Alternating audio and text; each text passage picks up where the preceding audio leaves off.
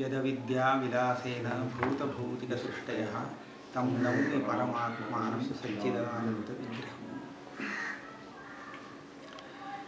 ननु भूतले घटो न इत्यादि अभावानुभवस्थले भूतलांशे प्रत्यक्षत्वम् उभयसिद्धम् इति तत्र वृत्तिनिर्गमनस्य आवश्यकत्वेन भूतलावच्छिन्न चैतन्यवत् तन्निष्ठ घटाभावावच्छिन्न चैतन्यस्यापि प्रमात्रभिन्नतया घटाभावस्य प्रत्यक्षता एव सिद्धान्तेपि इति चेत्।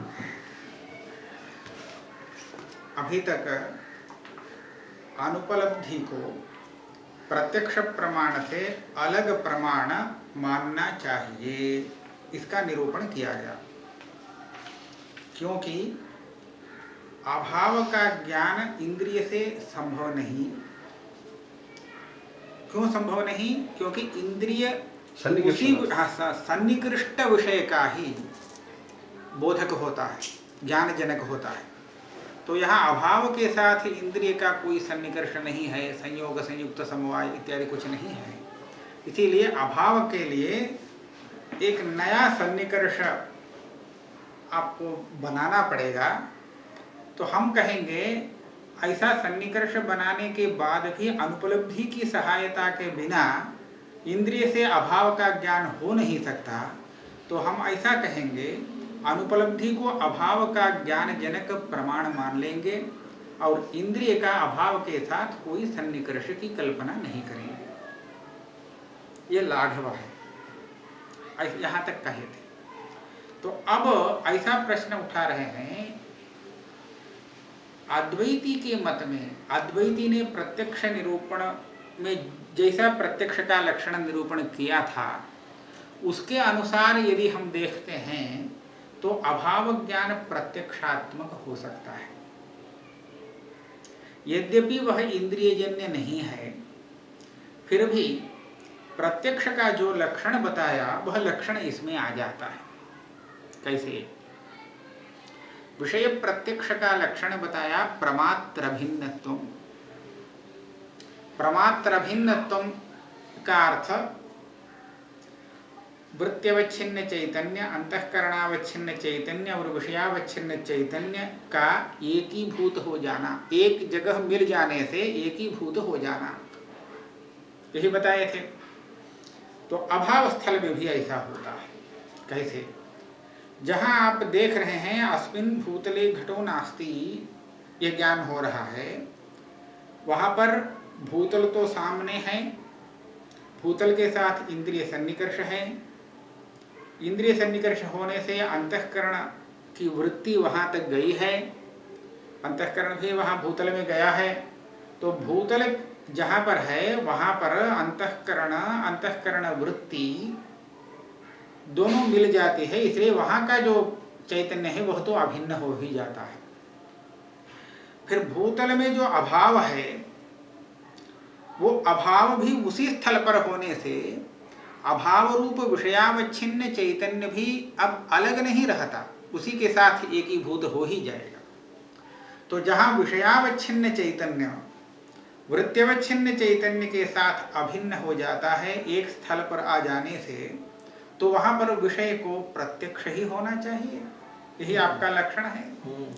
तो इस तरह यदि देखते हैं तो भूतल में स्थित जो अभाव है विषय, तो उस विषयावच्छिन्न चैतन्य और वृत्त्यवच्छिन्न चैतन्य एक ही हो जाता है। भूतले घटो नास्ति जहाँ देखते हैं वहां पर, तो वहां पर अभाव प्रतीति प्रत्यक्षात्मक प्रतीति है। जब प्रतीति प्रत्यक्षात्मक है तो उसके प्रमाण को आप प्रत्यक्ष से अतिरिक्त प्रमाण कैसे मान रहे हैं? ज्ञान तो हो रहा है प्रत्यक्षात्मक ज्ञान, फिर उस ज्ञान का जनक प्रमाण प्रत्यक्ष प्रमाण से भिन्न है, यह क्या उचित है? यह प्रश्न कर रहे हैं। ये प्रश्न वेदांती के प्रति पूर्व पक्षी कर रहा है यह प्रश्न। ननु भूतले घटो न इत्यादि अभाव अनुभव स्थले, जहाँ ऐसा अनुभव हो रहा है, अभाव प्रतीति जहाँ हो रही है, तो वहाँ पर भूतलांशे प्रत्यक्षत्वम उभय सिद्धम, हम भी मान रहे हैं, आप भी मान रहे हैं, भूतल तो वहां प्रत्यक्ष है।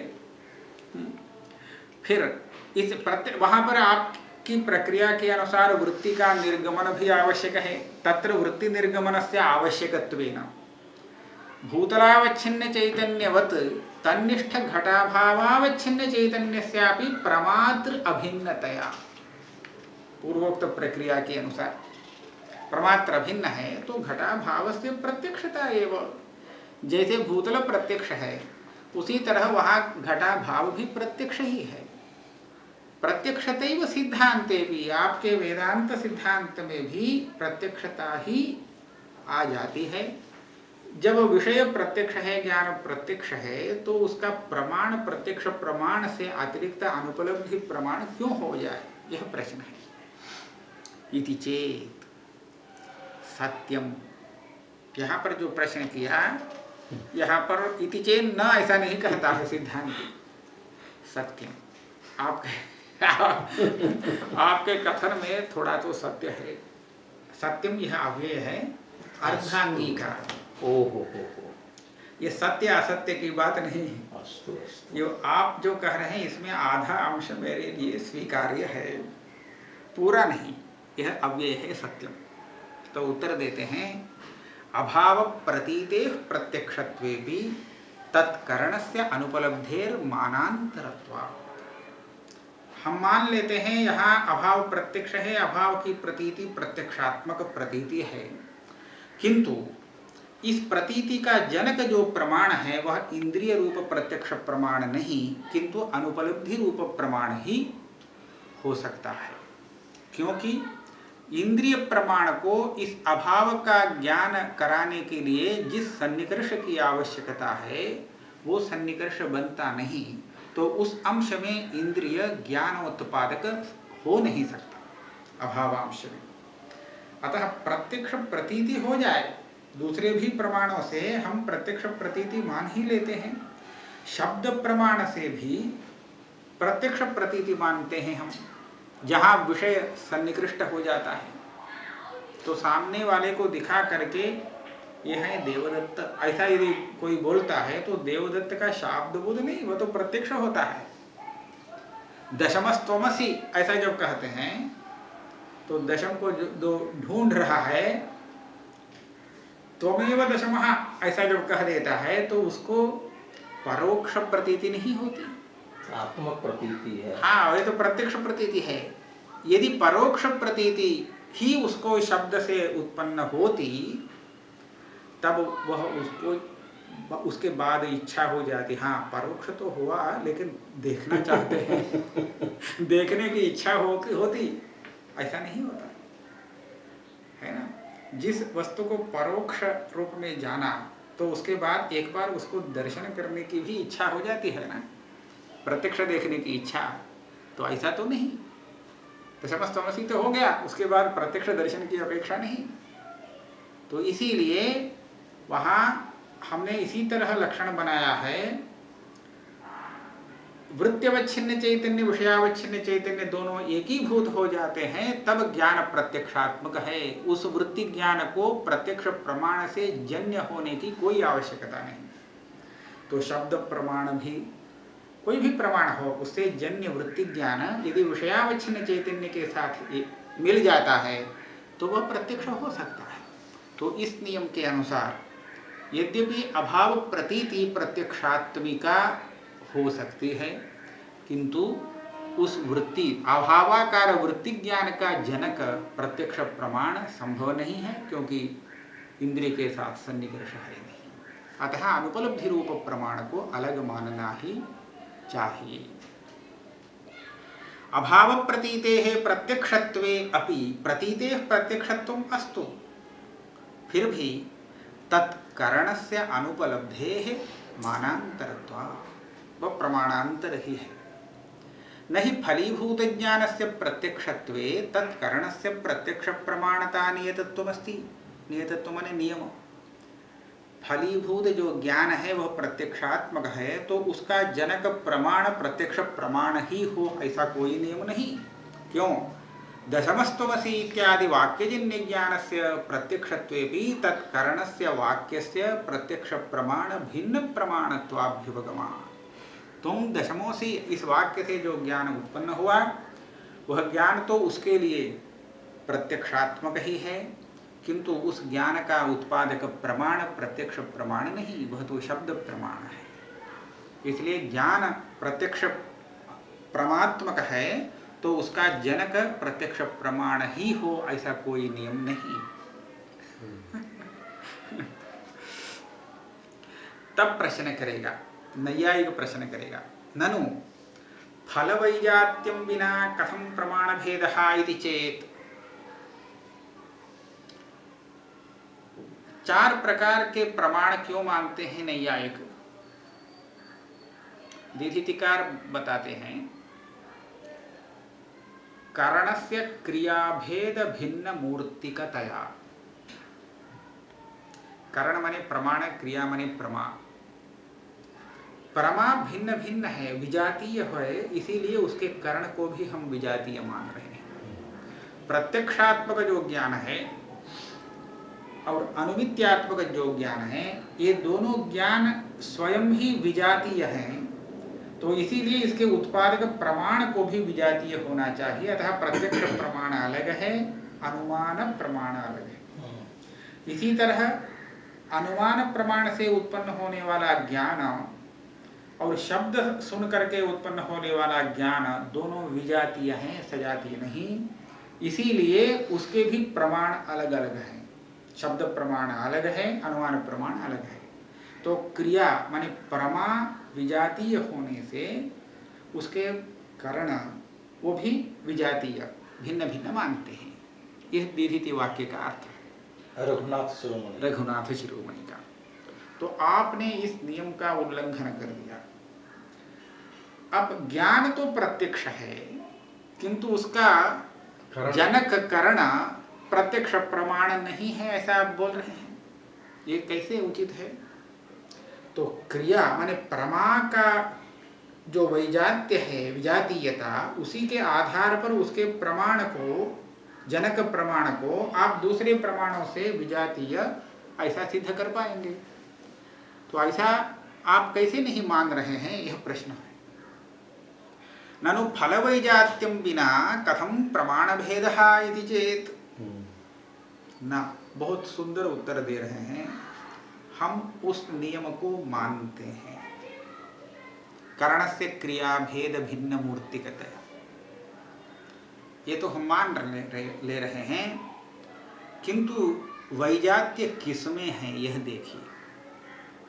वृत्ति में वैजात्य है, वृत्त्यवच्छिन्न चैतन्य में नहीं।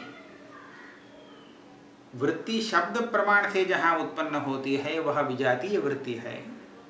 प्रत्यक्ष प्रमाण से, इंद्रिय से जब उत्पन्न होती है वृत्ति, तो वो भी विजातीय है। व्याप्ति ज्ञान आदि सामग्री से उत्पन्न होती है तो वह वृत्ति विजातीय है, ये तो ठीक है। इसी के कारण हम प्रमाण को विजातीय मानते हैं, किंतु प्रत्यक्ष का जो लक्षण किया वह तो लक्षण चैतन्य को लेकर के है।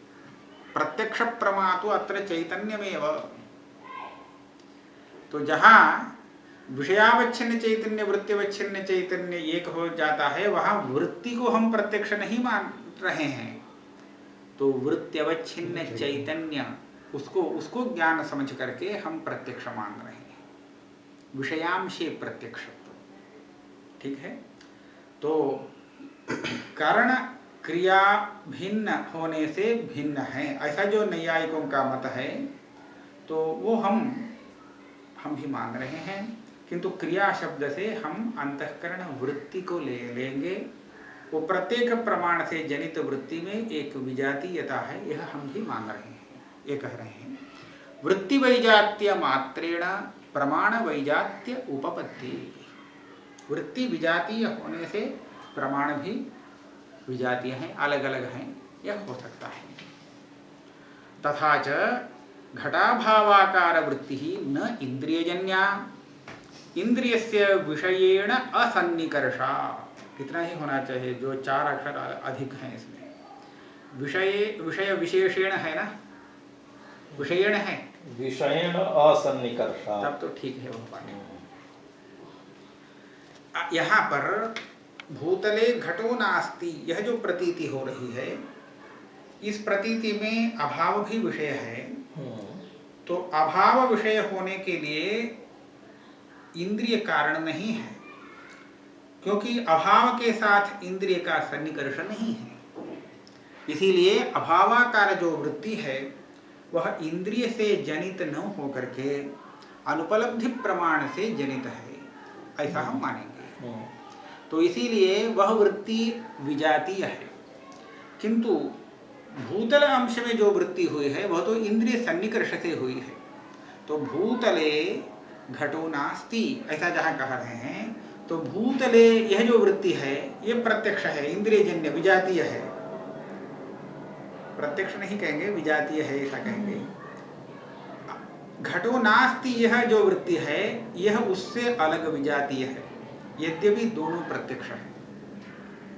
प्रत्यक्ष इसलिए है क्योंकि सब एक जगह में मिल गए हैं। वृत्त्यवच्छिन्न चैतन्य विषयावच्छिन्न चैतन्य एक ही भूत हो चुके हैं। इसलिए अभावांश में प्रत्यक्षता तो है, ज्ञान की प्रत्यक्षता, किंतु वृत्ति का जो वैजात्य है वह तो है ही। इसीलिए भूतलांश में इंद्रिय प्रमाण है, अभावांश के लिए अनुपलब्धि प्रमाण है। तथा च घटाभावाकार वृत्ति ही न इंद्रियजन्या, इंद्रियस्य विषयेण, विषय माने घटाभाव, विषयेण असन्निकर्षात्, किंतु घटानुपलब्धि रूप मानांतरजन्या। स्पष्ट हुआ? इति भवति अनुपलब्धेः मानांतरत्वम्। तो इस तरह अनुपलब्धि को प्रमाणांतर सिद्ध किया जा रहा है। किया गया, हो गया।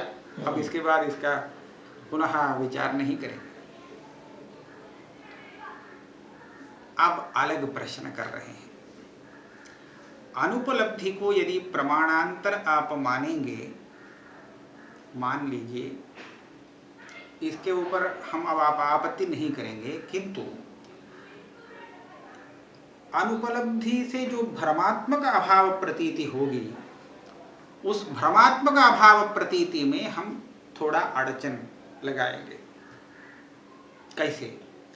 वह भ्रमात्मक प्रतीति में तो आप अनिर्वचनीय ख्याति मान रहे हैं। सुक्ति में इदम रजतम यह प्रतीति होती है, तो वहां पर विषयीभूत जो रजत है उस रजत के साथ सन्निकर्ष आदि तो है नहीं। वो रजत कैसा है आपके मत में? तो वहां अविद्या से उत्पन्न अनिर्वचनीय रजत है।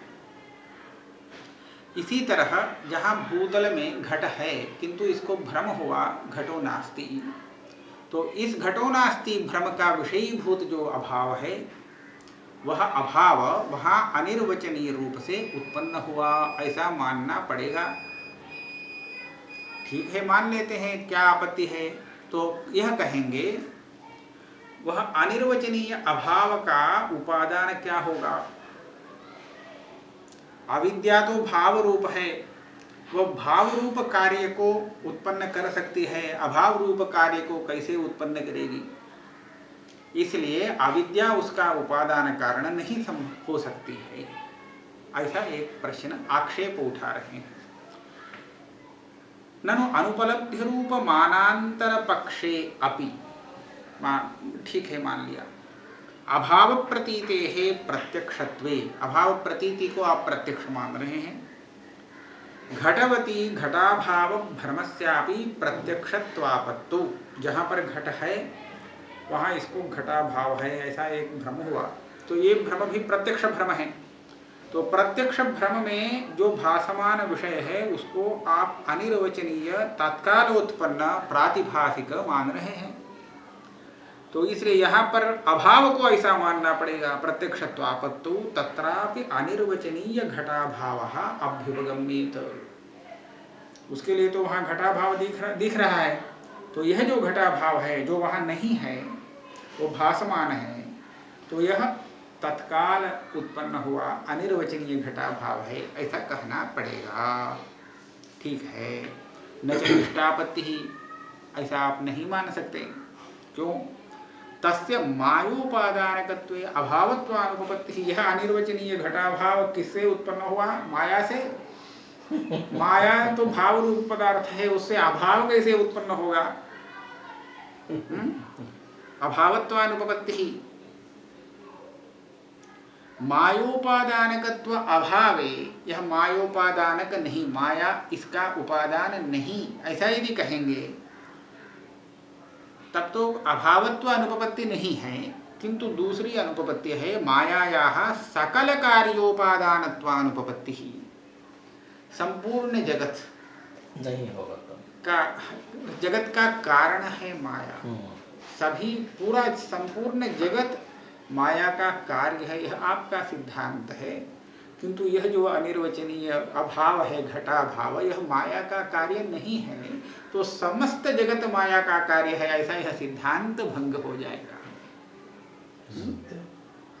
इति चेत्, उत्तर दे रहे हैं, न घटवती घटाभाव भ्रमः न तत्कालोत्पन्न घटाभाव विषयकः, किंतु भूतल रूपादौ विद्यमानो लौकिको घटाभावः भूतले आरोप्यते इति अन्यथाख्यातिरेव आरोप्य सन्निकर्षस्थले सर्वत्र अन्यथाख्यातेरेव व्यवस्थापना। तो अनिर्वचनीय ख्याति नास्ति। हाँ, जहाँ घट है घटो नास्ति ऐसा भ्रम हो जाता है, प्रत्यक्षात्मक भ्रम, तो वहाँ पर अनिर्वचनीय घटाभाव की उत्पत्ति हम नहीं मानते। फिर कहाँ है यह घटाभाव जो दिख रहा है? अनिर्वचनीय नहीं तो कहीं है कहना पड़ेगा, है, बता दें कहाँ पर है? घट कहाँ पर है? भूतल पर। इसलिए घट जहाँ है वहाँ घट का अभाव नहीं है। ठीक है। भूतल में जो रूप है उस रूप में घट है क्या? तो घटाभाव है। भूतल में घट है इसीलिए घटाभाव नहीं है, किंतु भूतल का जो रूप है, रंग है, क्या उसमें घट है? नहीं, तो घटाभाव है वहां पर।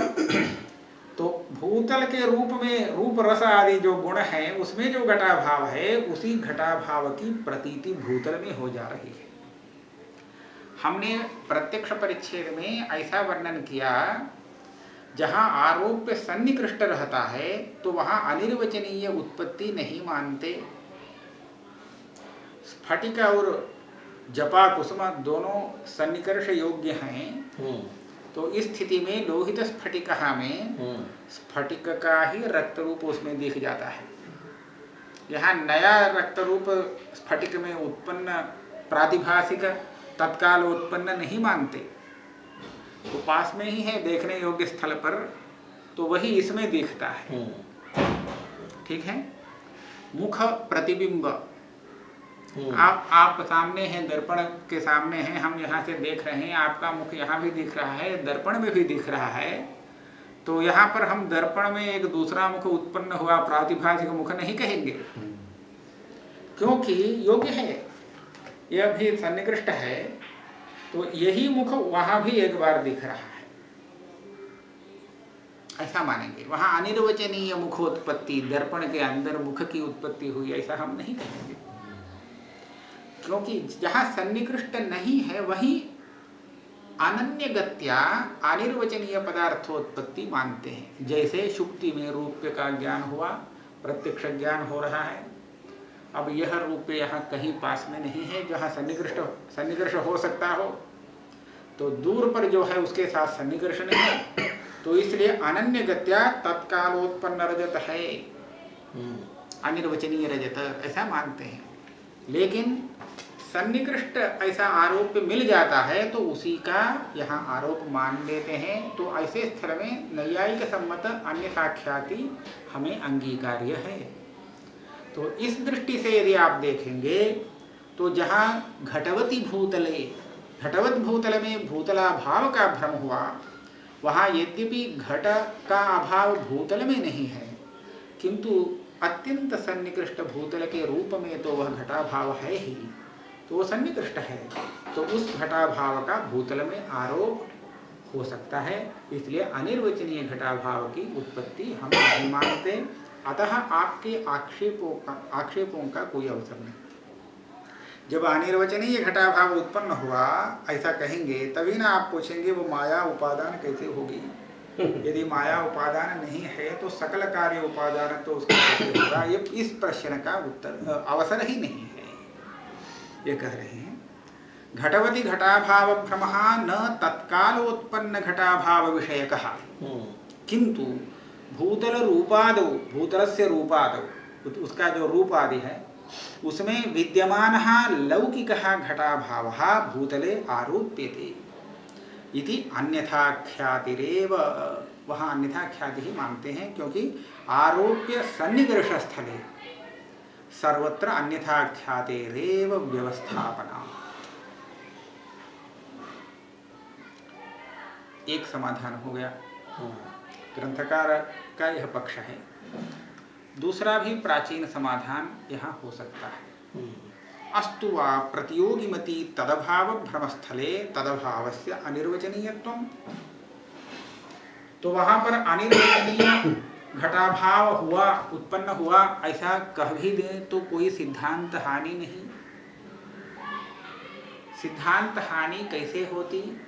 देखिए आपको कहना पड़ेगा माया उस अभाव का उपादान है अथवा नहीं।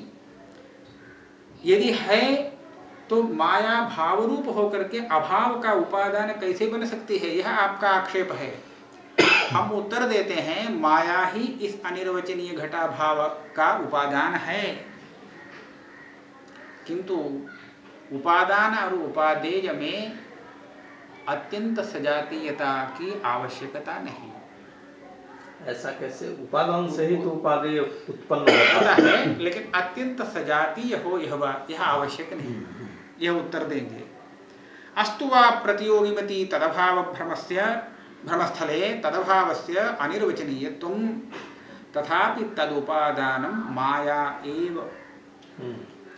न हि उपादान उपादेयोः अत्यंत साजात्यं तंतुपटयोरपि तंतुत्वपटत्वादिना वैजात्यात्। तो आप कहेंगे तंतु से पट कैसे उत्पन्न हुआ? अरे वो तो तंतु है, पट नहीं, विजातीय पदार्थ है। हाँ? पट से ही पट को उत्पन्न होना चाहिए ऐसा तो नहीं। तो वहां भी उपादान उपादेय में वैजात्य तो है।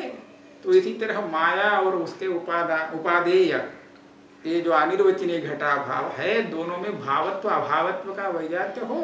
तब तो जो साजात्य मानता है तो बौद्ध ही हुआ, क्योंकि स्वयं यह जो रूप पूर्व रूप से उत्पन्न है, स्वयं जनक है। इसीलिए हमारे यहाँ उपादान उपादेय का अत्यंत साजात्य नियम नहीं है, किंतु जहाँ उपादान उपादेय भाव प्रमाण सिद्ध है वहाँ हम मानते हैं। यही मानना पड़ेगा। इसे यहाँ प्रमाण सिद्ध है तो हम मान लेंगे। तो नैयायिक कपड़ा नहीं पहनाएगा। हाँ, तंतुपटयोरपि तंतुत्वपटत्वादिना वैजात्यात् यत्किंचित् साजात्यस्य मायायाः अनिर्वचनीयस्य घटाभावस्य च मिथ्यात्वधर्मस्य विद्यमानत्वात्। अत्यंत साजात्य को छोड़ करके यत्किंचित् किसी न किसी एक धर्म को लेकर के सजातीय बनना चाहिए। उपादान उपादेय दोनों को कहते हैं, तो यहाँ भी कोई अनुपपत्ति नहीं। देखिए यह जो अनिर्वचनीय घटाभाव भ्रम का विषय बना वो मिथ्या है ना, वो तो मिथ्या है। उसका उपादान माया भी मिथ्या है। इसलिए दोनों मिथ्या है, इसीलिए सजातीय है। मिथ्यात्वेन साजात्य हो जाएगा। यह कह रहे हैं यत्किंचित् साजात्यस्य च मायायाः अनिर्वचनीयस्य घटाभावस्य च मिथ्यात्वधर्मस्य विद्यमानत्वात्। यह उत्तर परम आवश्यक है, आपको भी मानना ही पड़ेगा। अन्यथा आप प्रातिभाषिक अभाव के बारे में यह पूछ रहे हैं, यह जो व्यावहारिक अभाव है उसके प्रति माया उपादान है अथवा नहीं। तो वहाँ यदि माया उपादान है तो अभाव के प्रति भाव रूप माया उपादान कैसे हुई, यह प्रश्न आएगा। यदि माया उपादान नहीं है तो सर्व कार्य उपादान वह कैसे, यही प्रश्न आ जाएगा। तो उस प्रश्न का उत्तर क्या आप दे पाएंगे? तो इसलिए भाव अभाव दोनों के लिए साधारण कारण है माया। उपादान और उपादेय दोनों में अत्यंत सजातीयता की कोई आवश्यकता नहीं, यह मानना पड़ेगा। अन्यथा व्यावहारिकं घटाभावं प्रति कथं माया उपादानम् इति कुतो न शंकेथाः। व्यावहारिक घटाभाव और प्रातिभाषिक घटाभाव में क्या भेद हुआ, इस शंका को आप व्यावहारिक घटाभाव में क्यों नहीं उठाते। इसीलिए हमारा जो समाधान है वही वास्तविक समाधान है। प्राचीन सिद्धांत ही अच्छा है। हाँ, कार्य की अपेक्षा न च विजातीयोरपि उपादान उपादेय भावे ब्रह्मैव जगदुपादानं स्यादिति वाच्यं। तब वह उत्तर कोटि में आया। उपादान उपादेय दोनों को सजातीय होने की आवश्यकता नहीं, विजातीय होने पर भी उपादान उपादेय भाव संभव है, तो आप माया को उपादान के रूप में क्यों लाते हैं। साक्षात परम ब्रह्म ही जगत का उपादान कारण बन जाए, वह सत्य है, जगत मिथ्या है, विजातीय हो। विजातीय होने पर भी उपादान उपादेय भाव की कोई क्षति नहीं है, ऐसा ही क्यों नहीं मानते, ये प्रश्न। न च विजातीयोरपि उपादानोपादेय भावे ब्रह्मैव जगदुपादानं स्यात्। माया को बीच में लाने की जरूरत नहीं, इति न च वाच्यम्। प्रपंच विभ्रमाधिष्ठानत्व रूपस्य तस्य इष्टत्वात्। आपने जो आपत्ति उठाई है यह हमें इष्ट ही है। ब्रह्म जगत का उपादान है ही, लेकिन हम कहेंगे विवर्तोपादान है, परिणाम उपादान नहीं। ब्रह्म विजातीय है इसलिए उपादान नहीं है, ऐसा हम नहीं कहते। ब्रह्म परिणामी नहीं है, वह निर्विकार है, इसलिए वह परिणाम उपादान नहीं हो सकता, अतः विवर्तोपादान मानते हैं। तो परिणाम उपादान की अपेक्षा है, तो किसको कहें परिणाम उपादान के रूप में स्वीकार करें, तो उसके लिए माया को ले रहे हैं। परिणामित्व रूपस्य उपादानत्वस्य निरवयवे ब्रह्मणि अनुपपत्ते। ब्रह्म परिणाम उपादान नहीं बन सकता क्योंकि वह निरवयव है। तथा च प्रपंचस्य परिणाम उपादान माया न ब्रह्म। परिणाम उपादान प्रपंच के रूप में परिणत होने वाला उपादान क्या है, माया, ब्रह्म नहीं। इति सिद्धांतः इत्यलम अति प्रसंगेन। बहुत ज़्यादा इस विषय में निरूपण किया, तो यहाँ पर इसको समाप्त कर रहे हैं इस बात को। ठीक।